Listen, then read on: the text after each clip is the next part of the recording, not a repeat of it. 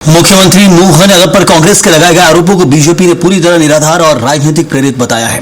BJP नेता और मंत्रियों का कहना है कि मुख्यमंत्री और उनके परिवार की संपत्तियों की जानकारी पहले से सार्वजनिक है और इसमें कोई नया बदलाव नहीं हुआ है।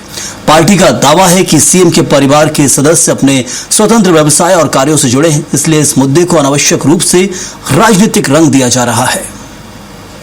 इसके द्वारा हमारे प्रदेश के मुख्यमंत्री डॉक्टर मोहन यादव जी के खिलाफ अनर्गल आरोप लगाए जा रहे हैं।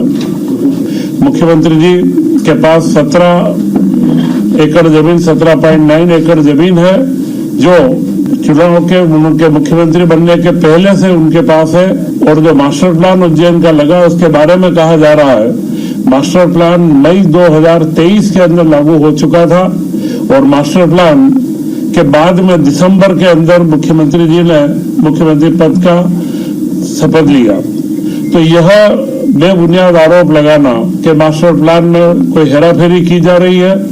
मास्टर प्लान पब्लिक डोमेन में है, जनता की जन सुनवाइयां हुई है, साल 1.5 साल उसकी प्रक्रिया पूरी चली है और सभी संबंधितों को, हितों को, सबको उसका मालूम था। और आज जो भी उज्जैन में विकास कार्य हो रहा है उस मास्टर प्लान के अनुरूप हो रहा है।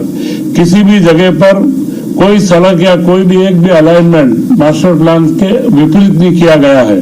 जो मुख्यमंत्री के ऊपर जो आरोप लगाए जा रहे हैं, मुख्यमंत्री जी द्वारा जो चुनाव के समय में शपथ पत्र दिया गया था, उस शपथ पत्र में मुख्यमंत्री पहले से बनने से पहले जो भूमि ली है उनकी जानकारी दी गई है और उसमें कोई परिवर्तन नहीं हुआ। लगभग डॉक्टर मोहन यादव की कृषि भूमि में कोई वृद्धि नहीं हुई है। सीमा यादव की कृषि भूमि लगभग स्थावत है और 2023 में उनके पास 12.287 एकड़ कृषि भूमि थी, जो जून 2026 में 12.292 एकड़ है। मामूली सा परिवर्तन है।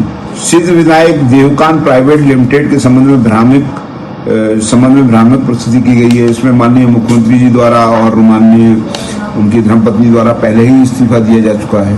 लेकिन कांग्रेस पार्टी जिस प्रकार की स्तरहीन राजनीति करके निराधार आरोप माननीय मुख्यमंत्री जी पर लगा रही है, ये प्रदेश की जनता पूरी तरह से जानती है।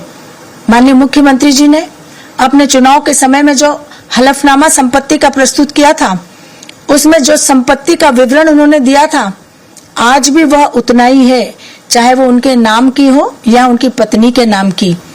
बच्चों के नाम पर भी गलत आरोप प्रत्यारोप लगाए गए हैं, जो इस बात का संकेत है कि कांग्रेस पार्टी ने यह तय कर लिया है कि हमें कोई और कारण तो मिल नहीं रहा मध्य प्रदेश में भारतीय जनता पार्टी की सरकार को नीचा दिखाने के लिए, तो इसी प्रकार से माननीय मुख्यमंत्री जी के व्यक्तिगत रूप से आरोप प्रत्यारोप लगाकर, झूठे आरोप लगाकर उनकी छवि खराब करने की कोशिश की जाए।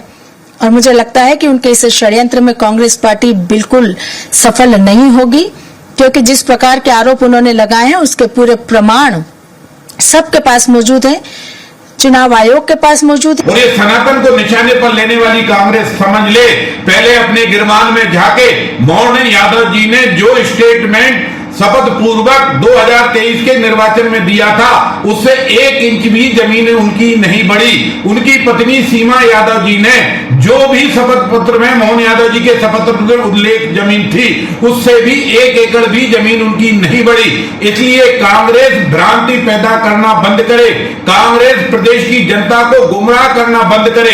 कांग्रेस केवल महाकाल की नगरी का विकास न हो, इसलिए मोहन यादव को टारगेट बनाना चाहती है।